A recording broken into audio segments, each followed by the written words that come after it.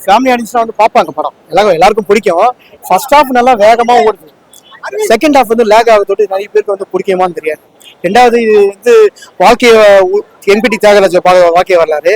அவங்களுக்கு எல்லாருக்கும் அது தெரியுமான்னு தெரியாது. அந்த கதை வந்து தெரியாதவங்க பார்த்தோன்னா கனெக்டிவிட்டி இல்லைன்னு ஒரு ஃபீலிங் வரும்.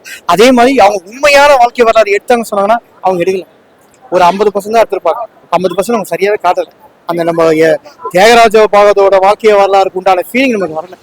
இது யாரோட ஃபீலிங் வருதுன்னா நம்ம புரட்சி தலைவர் எம்ஜிஆரோட வாழ்க்கைய வரலாறு மாதிரி தான் உள்ள பார்த்தா.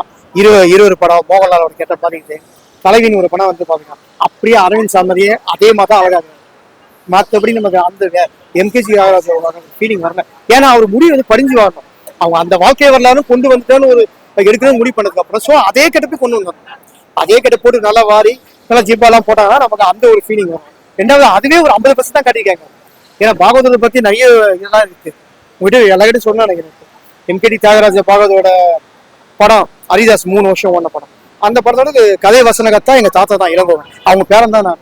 ஸோ அதான் பாகவதத்தை பத்தி நல்லா தெரியும். இந்த வாழ்க்கைய வரலாறு எடுத்துட்டாங்க, அந்த படமா வேணாம், சம்மந்தமே இல்லை, படம் நல்லா இருக்கும்பா, சூப்பர் ஷெப்பா நடிச்சிருக்காரு அப்படின்னு வந்து பார்த்தா கண்டிப்பா படம் சூப்பரா இருக்கு.